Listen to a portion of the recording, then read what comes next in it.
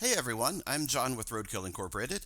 So, Apple, wow, I just wanted to say congratulations, and I really love your new iPads. They're just so thin and huge. I mean, 13 inches, and they have XDR precision and second gen 3 nanometer technology and faster neural engine. I don't even know what all that means, and I don't think anyone does, but hey, we can certainly take your word for it that it's good stuff. It's just so great, all of it. I have to ask though, I have a concern that's been bugging me since I saw the release video. I know you want these to last as long as possible, so how well are these giant, super thin iPads going to hold up when they're thrown into the barrel? You know, the iPad barrel? Yeah, the barrel, or the big cardboard box more often. Yeah, at electronics recyclers, where all the millions of your devices go after only a few years. Really? You didn't know about that? Wow, Apple. I'm really surprised that your recyclers haven't told you about the barrel. Well, I guess I'll tell you how it works. Electronics recyclers get tens of millions of your devices, sometimes after only a few years of use, and they come down the line. You've heard of an assembly line, you have those in China, but at electronics recyclers, it's more like, I don't know, a disassembly line. Things get taken apart and sorted, and then when a MacBook shows up on the line, it gets tossed across the room into the MacBook barrel or box, and the iPads get thrown into the iPad pallet. And I've seen the employees get so bored at times that this is a game they play. Hey, throw it from where you're standing and try to get it in the barrel. Really, you hadn't heard of this, Apple? I'm surprised. I mean, that's how we deal with electronics in this country. And then the stuff either gets shredded or sold off, more likely than not shredded these days because of embedded storage and data destruction issues. And as a refurbisher, I try to buy it all so I can save it from getting destroyed, but more often than not, the powers that be keep it from happening.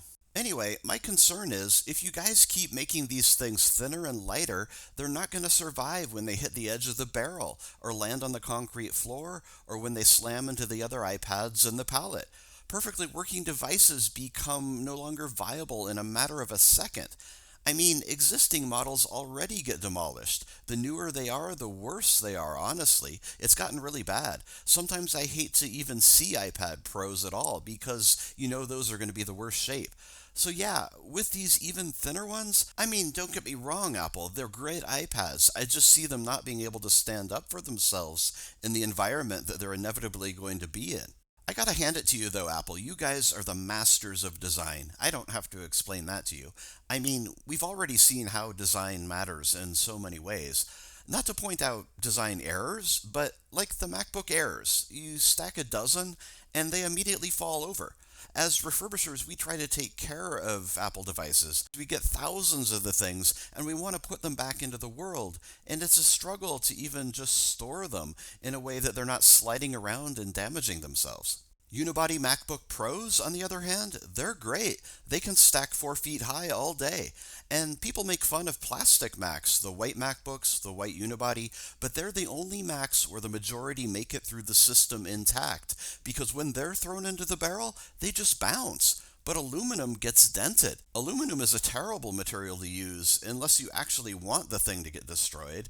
And Apple, I know that's not what you want. I've gotten shipments of hundreds of Airs that all have all four corners severely dented. When you buy an Air, you literally buy less computer. There's just nothing in there. I've heard that's an inside joke at Apple. When you buy an Air, you're buying the empty space inside instead of shielding that would prevent liquid damage or anything like that. The 12-inch MacBook is what I thought of in particular when I saw these new thin iPads because they're thin too and they bend like crazy. I've gotten hundreds of 12-inch MacBooks and I kid you not, not one of them was intact. Not one of them could I sell as a good computer. They all had badly bent screens and they were all just twisted up. So much Apple design is done well, but when it's not, it causes problems. I mean, all the way back to iPad 1. The One is a great iPad, by the way. You did an amazing job with that, Apple. It's the only iPad that can't be activation locked, which is so great. When I find an iPad 1, I know it can be saved. And that's a big deal because sometimes half of the iPads that come through the system now are activation locked and bricked because the institutions that dumped them don't log out. You should really fix that. You're aware of that, right? No? How could you not be aware that activation lock kills millions of Apple devices a year? Remote management, too. Your institutional customers don't deregister devices when they dump them, and millions end up bricked. Recyclers just scrap them.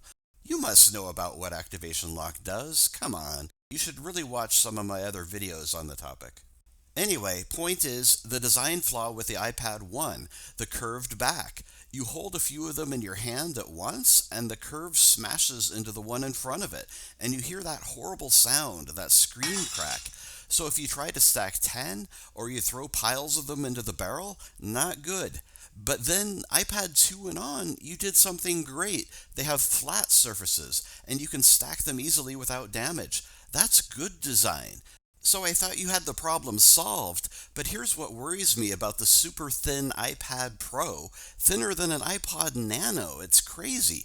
With that huge bulging camera assembly, there's no way that the camera lenses are not going to smash into the next iPad when they're stacked.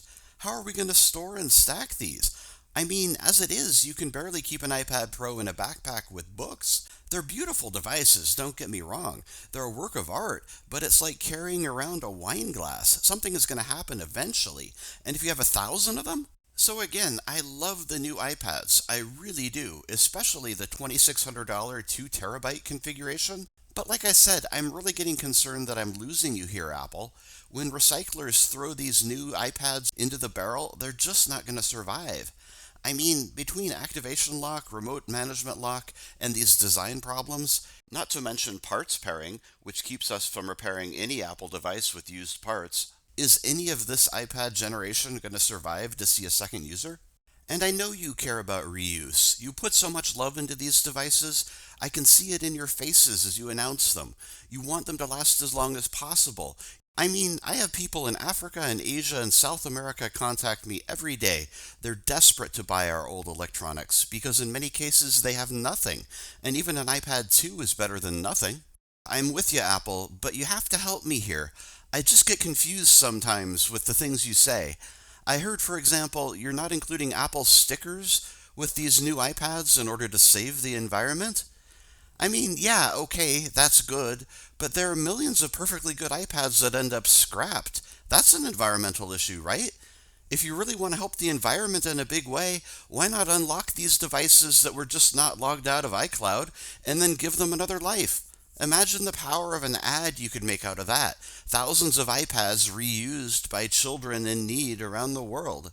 And, just one more thing between you and me, something I want to get off my chest and clear up, just to make sure it's not true.